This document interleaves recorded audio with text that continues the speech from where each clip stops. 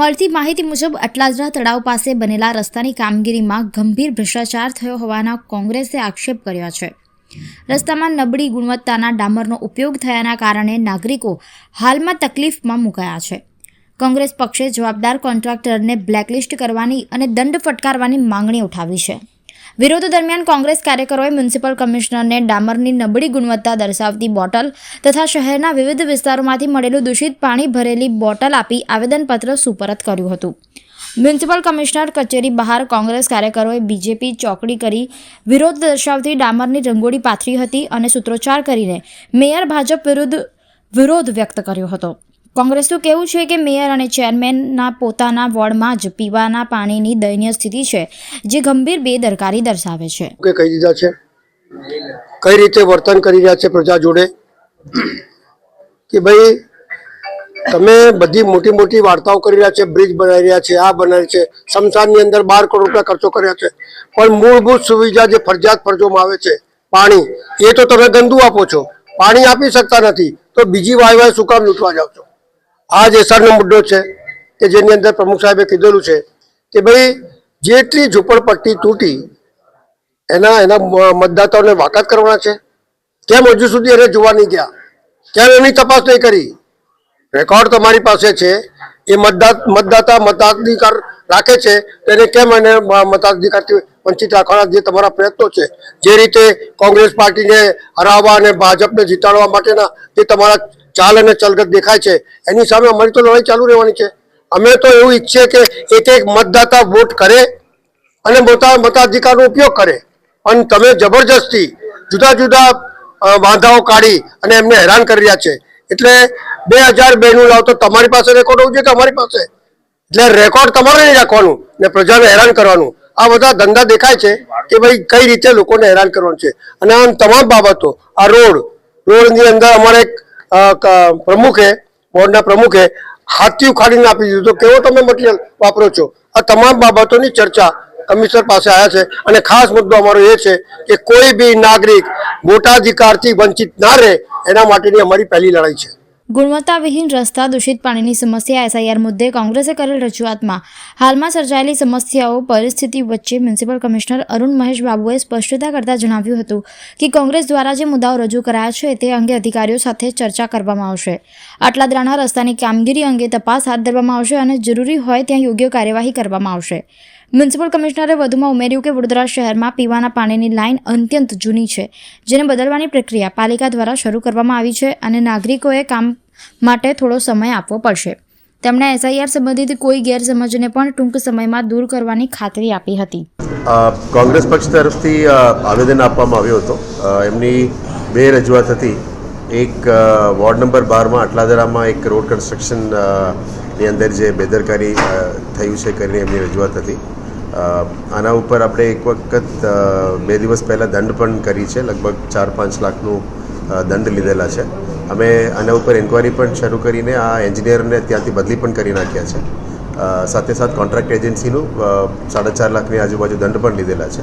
પણ મૂળ એ છે કે જે ઓરિજિનલ વિડ્થ ઓફ રોડ હતી, આની બાંધકામ અને કન્સ્ટ્રક્શન સિવાય કોઈની કહેવાથી એ સાઈડમાં એક્સ્ટ્રા રોડ બનાવીને માટી ઉપર બનાવી નાખ્યા હતા, જે ના કરવું જોઈએ, જેના કારણ આવો રોષ બહાર આવ્યો અને આ ટાર નીકળી ગયો હતો। એના ઉપર પણ કાર્યવાહી કરી છે। આવા જ કામ કરનાર એન્જિનિયર્સ ઉપર આવનારા દિવસોમાં કડક કાર્યવાહી પણ કરીશું। આવા કામ કરનાર કોન્ટ્રાક્ટર્સ ઉપર પણ આવનારા દિવસોમાં કડક કાર્યવાહી કરવામાં આવશે। સેકન્ડ ઇસ્યુ મુદ્દો હતો કે ગંદુ પાણીનો વિષય હતો।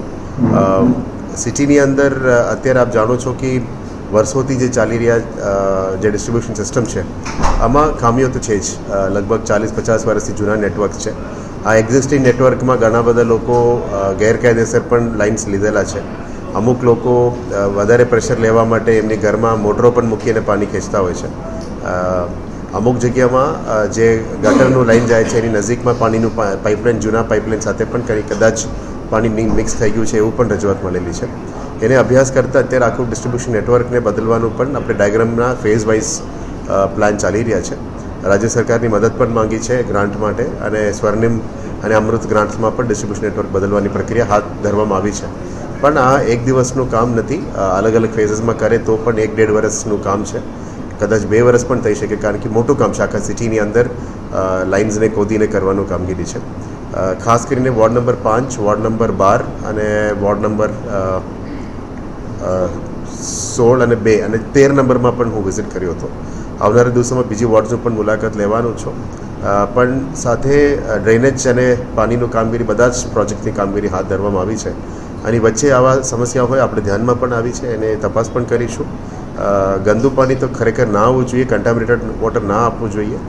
એના ઉપર જે પણ કદાચ કોઈ બેદરકારી હોય તેના ઉપર પણ પગલાં લેવામાં આવશે અને જે પાણીની સમસ્યા છે એને હલ કરવા માટે પૂરેપૂરી મહેનત કરવામાં આવશે. સર, કોંગ્રેસ પક્ષની માંગણી હતી કે આવા કોન્ટ્રાક્ટર વિરુદ્ધ પોલીસ કેસ કરવામાં આવશે, શું કરવામાં આવશે? એ તપાસ આપ્યું છે, જે તે વિજિલન્સ ડિપાર્ટમેન્ટમાં તપાસ આપી છે આ બધું ઘટના કંઈ થઈ છે કે કેમ જાણીશું. પણ પહેલાં લગભગ જૂન મહિનામાં પણ આપણે ક્લોઝ ટુ 30-35 લાખની દંડ લીધેલા છે. આખા ગુજરાતમાં સૌથી વધારે દંડ લેનાર મહાનગરપાલિકા વડોદરા હતી. એટલે આવનારા દિવસોમાં જે નવું પ્રોજેક્ટ્સ બનવામાં આવશે જે વોર્ડ લેવલમાં અને પ્રોજેક્ટમાં, એમાં ચોક્કસ DLP 5 વર્ષ ઝોનમાં અને 10 વર્ષ પ્રોજેક્ટ્સ તરફથી પણ કરવા માટે આપણે સૂચના આપી છે. એટલે આવા નાના રોડ્સ હું પણ જ્યારે ફિલ્ડમાં જાઉં છું, ખાસ કરીને રોડ્સમાં જે અત્યાર સુધી કામગીરી થઈ છે એના ઉપર હું કમેન્ટ કરીશ નહીં.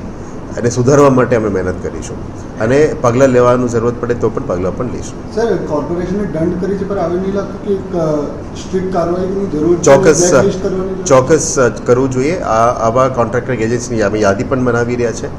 કાયમી ધોરણે એવું કંઈ ઘટના બનતું હોય અને એની ક્વોલિટીમાં કંઈ બેદરકારી હોય એને ચોક્કસ બ્લેકલિસ્ટ કરીશું.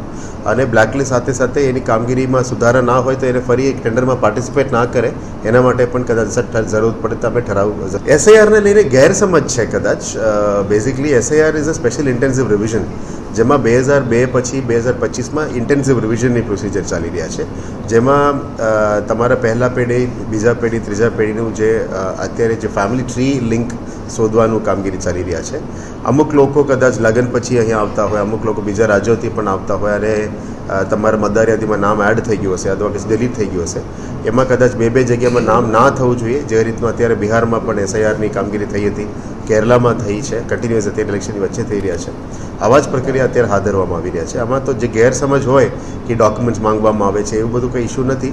અત્યારે અમે ક્લોઝ ટુ 98% એન્યુમરેશન ફોર્મ્સની ડિસ્ટ્રીબ્યુશન સિટી વિસ્તારમાં થઈ ગઈ છે અને જે ફોર્મ કલેક્શન અને ફોર્મ આઇડેન્ટિફિકેશનનું કામગીરી પણ ચાલુ છે. એક BLOનું ક્લોઝ ટુ 1400ની આજુબાજુ સંખ્યા છે.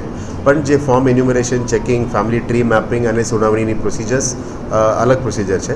પણ કદાચ એ ASD લિસ્ટને સાથે લઈને એમની જે કન્ફ્યુઝન્સ છે એ કન્ફ્યુઝન્સ દૂર કરવામાં આવશે અને કદાચ કોઈ BLO તરફથી પણ એમને કંઈ મિસબ્રીફિંગ થયું હોય અથવા ગેરસમજ હોય એને દૂર કરવા માટે અમે મહેનત પણ કરીશું. ઘણા બધા વિડીયોઝ પણ તૈયાર કર્યા છે આપણે મીડિયાના મિત્રોના મારફતે. એ વિડીયોઝને પણ અમે બહાર મૂકીશું. છતાં પણ કોઈ એવું કંઈ રજૂઆતો હોય કોંગ્રેસ પાર્ટીની, એ પણ આપણા જે ઓરિજિનલ પબ્લિશ લિસ્ટ છે અને SIR લિસ્ટ છે એના સાથે કમ્પેર કરીને એની જે ગેરસમજ હોય અથવા કંઈ ખામી હોય એને દૂર કરવા માટે ચોક્કસ મહેનત